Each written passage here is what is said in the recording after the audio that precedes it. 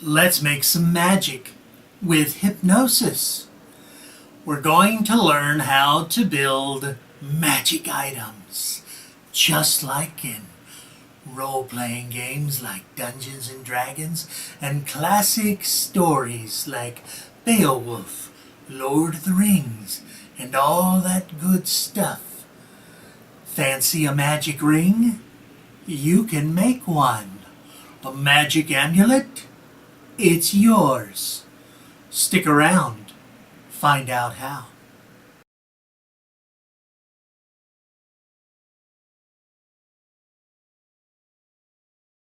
Live, trance, and prosper. Hi, I'm Dr. David Phillips, and today we're going to discuss magical foci with hypnosis. What does that mean? Well, it means that sometimes there's an intersection between hypnosis and magical belief sets. And by magic, I mean the occult or shamanism or more formal magic systems. That's with a K, not just a C. We're not talking about prestidigitation. Here's my hat, and I now pull a bunny out of the hat. Doing, doing, doing, doing. No, we're talking about magic in terms of shamanism and folk healing and, of course, the occult. Yes, like in the movies with magic wands and spells. Except we're going to treat this sort of material, as many folks who know my work already know I do, we're going to treat it in terms of psychology and suggestion. So while some people may have things like magic rings or magic necklaces or magic this or magic that, we're going to look at the underlying operators on how you can use hypnosis or experiential trance and suggestion to create your own magic items. What do you need? Well, you need experiential trance plus intention plus will plus intensified imaginative involvement plus suggestion of the magical effect. Now, we're not dealing with supernatural entities here, and not specifically. It really depends upon your belief system. My belief system is my own, and so is yours. And so whatever your belief system is, let's just go with that one. I'll use mine. But even though our belief systems may not be completely the same, we can certainly use the same underlying operators and psychological effects to create similar outcomes with objects. Now, anyone who understands things like items of faith, for instance, prayer beads or rosary. A lot of folks use those, and so they'll be sitting there counting their beads, saying their chants or their blessings. But actually we know that they don't actually need the rosary or the prayer beads to have the outcome they're looking for with those objects. The object is a foci of the energy. It's a focus of the energy that they place into it. It is a psychological force, an emotional force, an intensified imaginative involvement in the outcome that uses that object to focus that intention and focus that will to create expectancy and the desired result. Well, you can build your own magical items or holy artifacts if that's your preference, as long as you throw in your intention, your will and belief and expectancy. You bypass your own critical factor. That just means get yourself intensely involved in terms of your imagination with the suggestion for that magical effect. Honestly, you don't need the object to have the effect, but it's just a nice thing to have. And it's fun. When I work with clients, I tend not to use objects, but sometimes I will, especially if it's appropriate for the person's imaginative life or their life of faith and belief, depending on what their religious beliefs are. I'm perfectly comfortable working with someone in their belief system. My job when working with a hypnosis client obviously isn't to teach them my belief system. It's to help them to have a specific outcome. And that outcome can be derived in many, many different ways. I kind of like working with objects. I don't always. I've done all sorts of things that some folks might consider a magical practice for a whole lot of years, because I've been around a long time. And I've been doing this stuff for a very long time. Not everything I do is magical, obviously. And when I do magical things, it's not always really magical. I just enjoy learning about shamanism and occult practice and adapting the concept and ideas and methods to my trance work. And I understand the psychological underpinnings that drive these.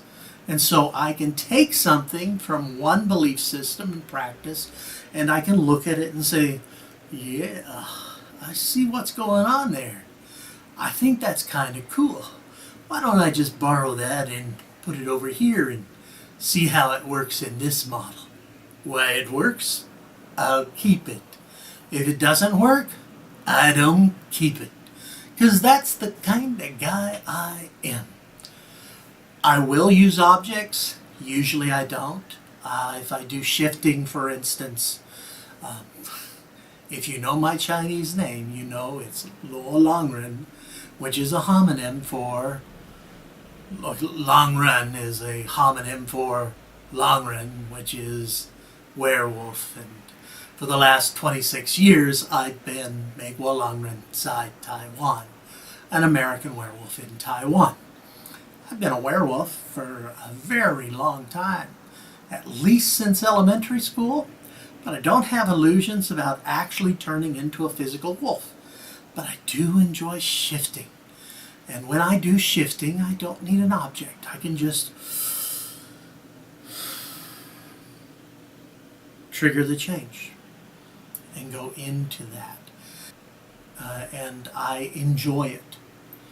But I don't need an object. However, on my webpage, a person did ask me to do a custom set, which I did, and that person graciously said, go ahead, put it on your open store. So if you know my Cause Shifter MP3s, it guides you into hypnosis and people shift. And some of those folks who use that use an actual object.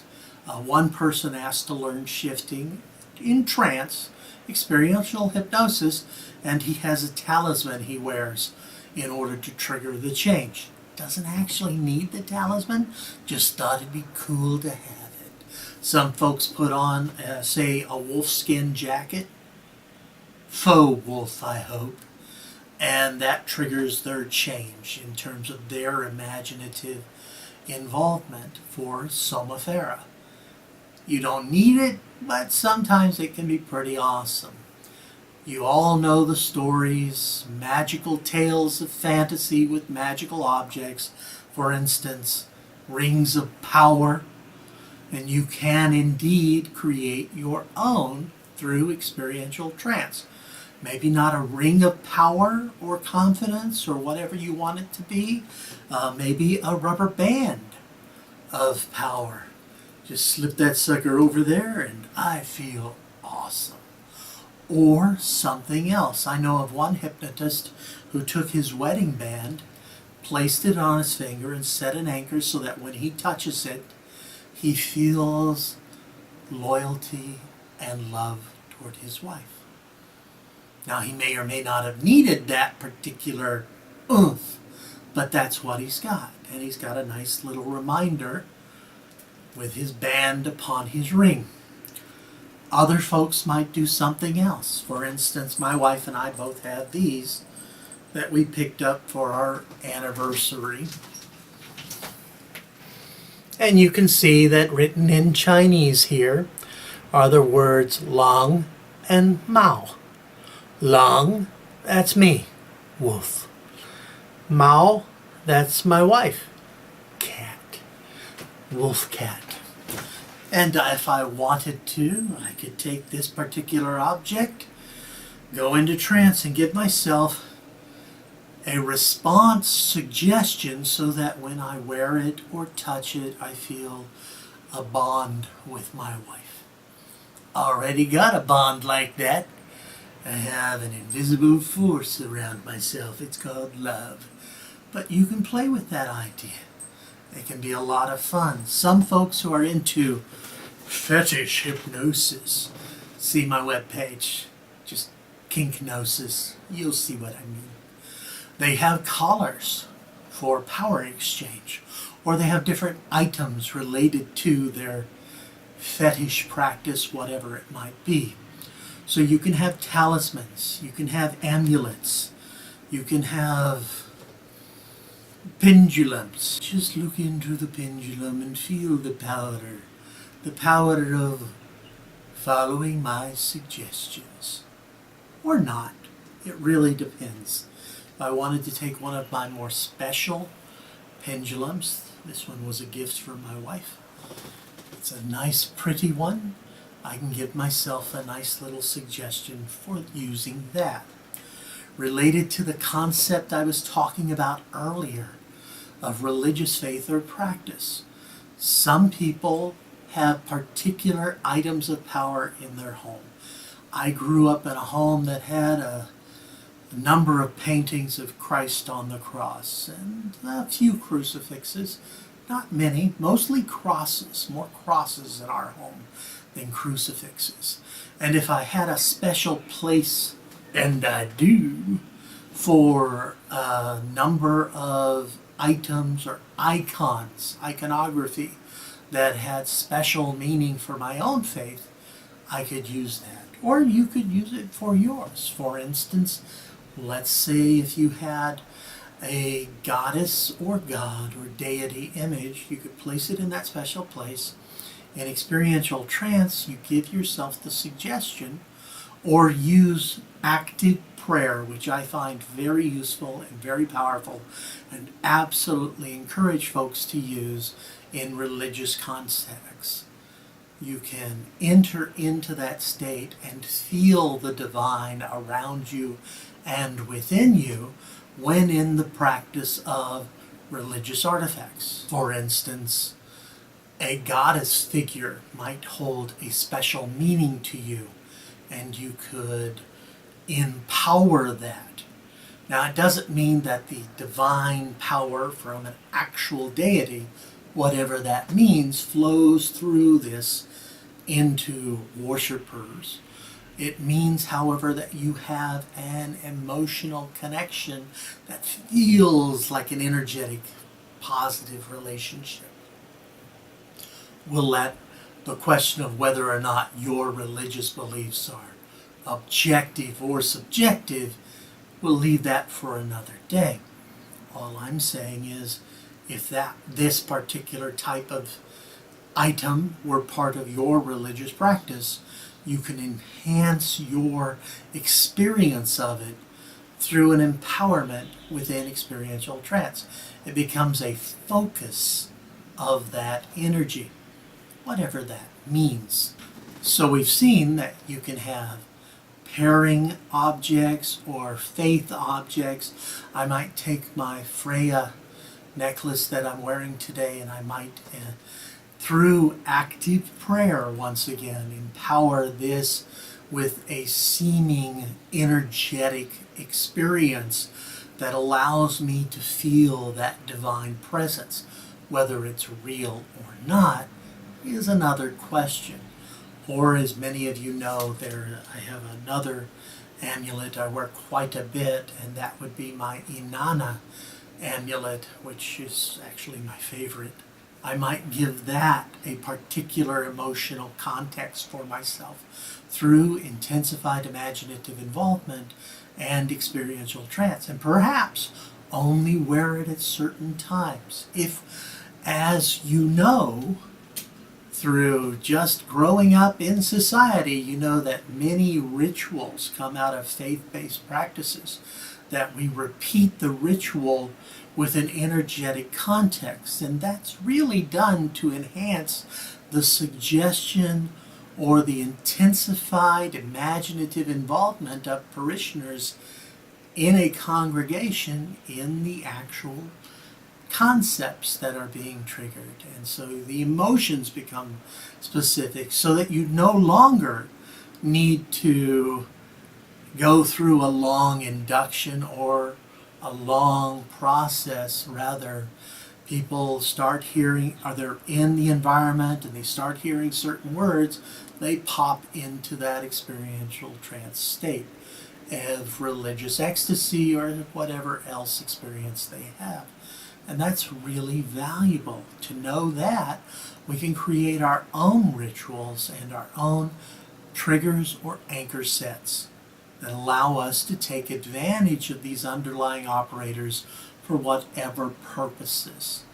And there's different magical practices you may be familiar with that obviously use various objects for different reasons. For instance, some folks practice wanding. Wanding is the practice of using a magical wand.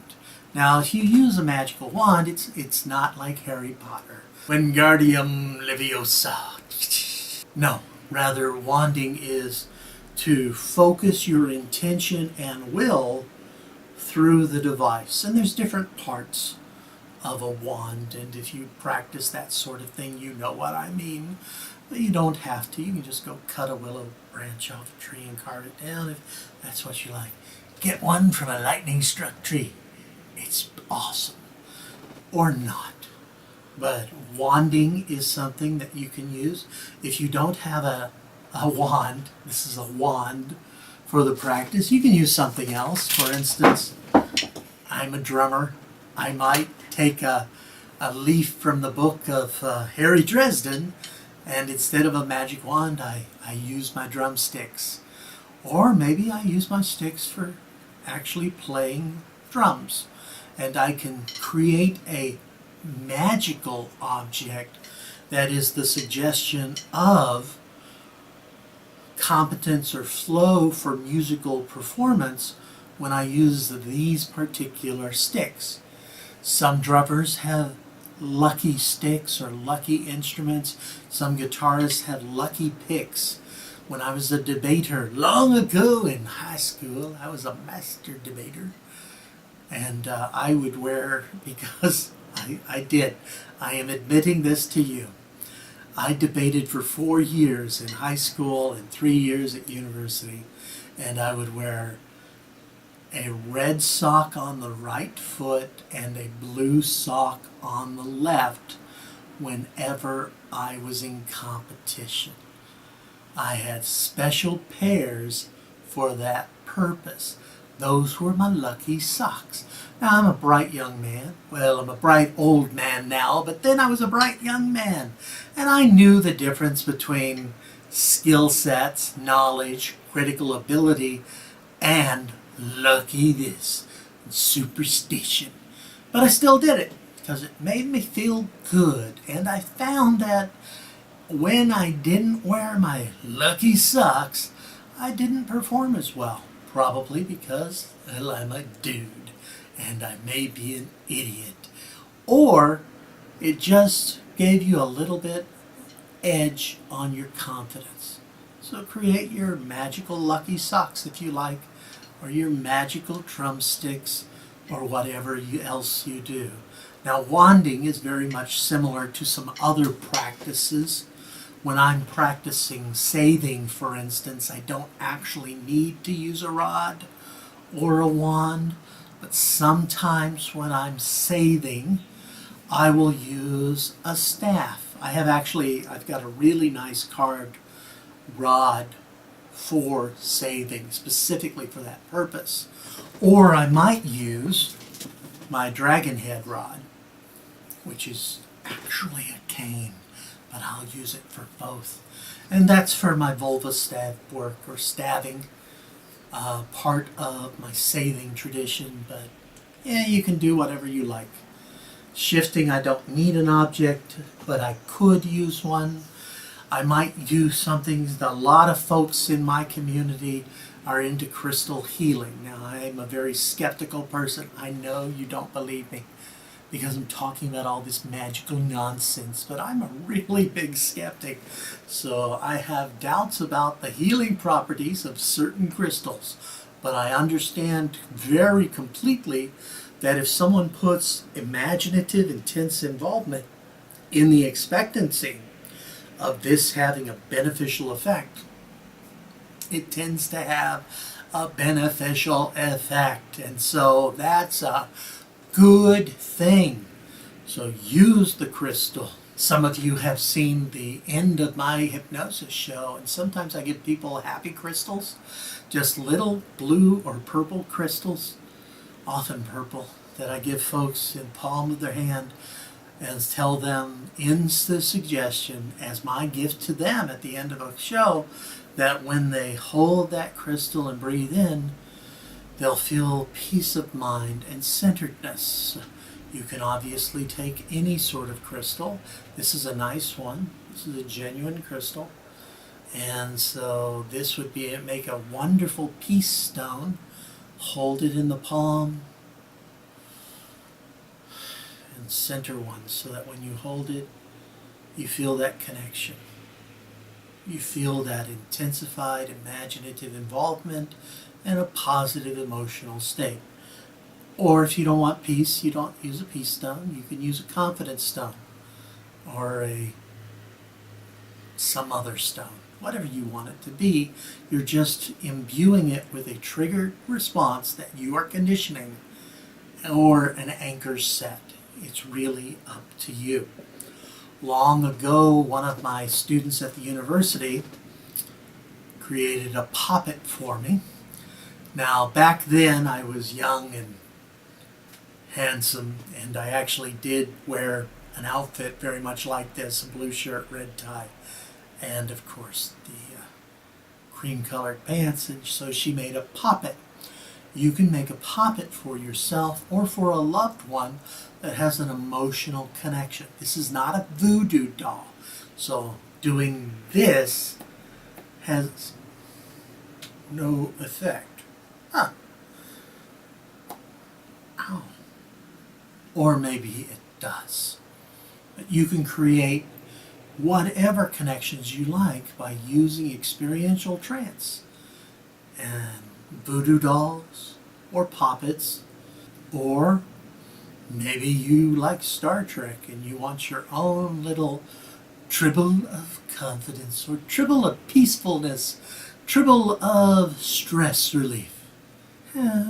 What a nice tribble you are. Whatever you want to do. It's all in your mind. The underlying operators are very much create the outcome, or rather not create the outcome, but rather set your outcome, have your intention and will focused on that experience within an experiential trance state via intensified imaginative involvement and expectancy with a suggestion for whatever the effect you're going for should be. And you can play with that. I have friends who do a lot of scrying. I tend not to scry as much as I used to, but of course you could set up that emotional set of unconscious information, unconscious expectancy. We'll do a video about scrying and channeling later, sometime in the future. We'll have more time for that, but essentially creating an emotional response set or a knowledge set of intuition, not necessarily supernatural knowledge. You can use a scrying bowl, or a scrying mirror, or even a crystal ball, which is rather common and can be a lot of fun. A very dear friend of mine has set up a magical expectancy set or conditioned response to singing bowls.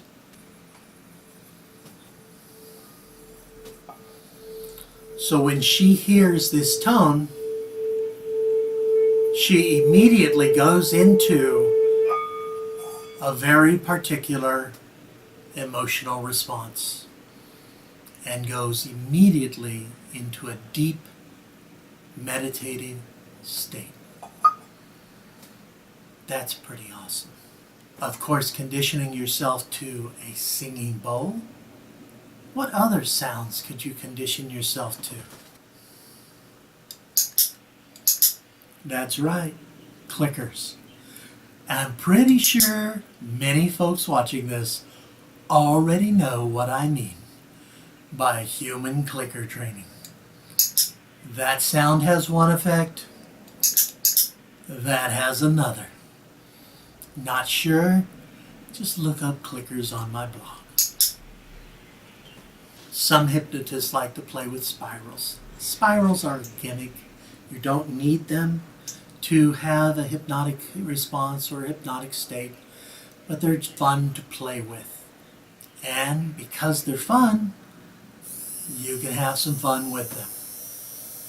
Use a small one or a large one, an app on your phone. And while by itself this can be a wonderful fixation device to enter into hypnosis, but if you add a trigger response conditioned effect, you just tell the person or yourself when you see this spiral, you just immediately go into a wonderfully deep hypnotic state. Or not. It's up to you.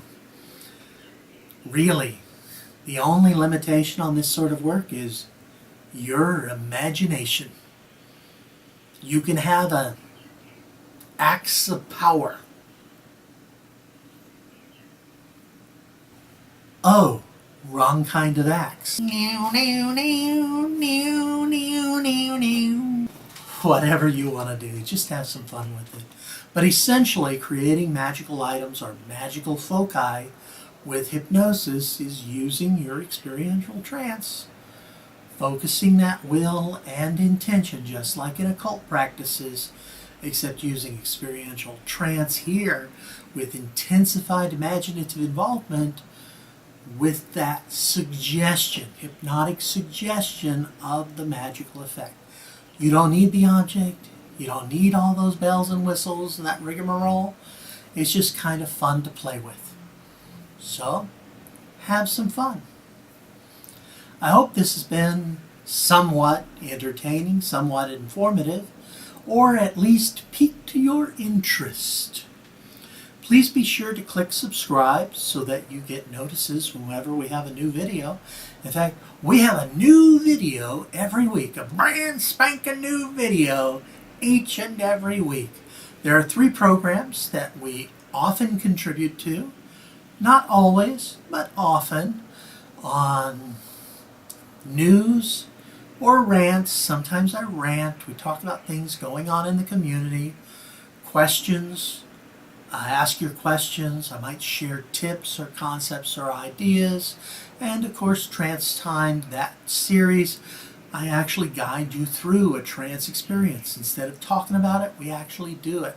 Once a month, we have an extended webinar, which is longer, goes through a lot of details and information. Check my web pages to see when the next webinar is and all that other stuff. There's a lot of stuff there, so check it out. But for now, click that subscribe, and remember, this is Dr. Brian David Phillips saying, live trance and prosper. Bye-bye.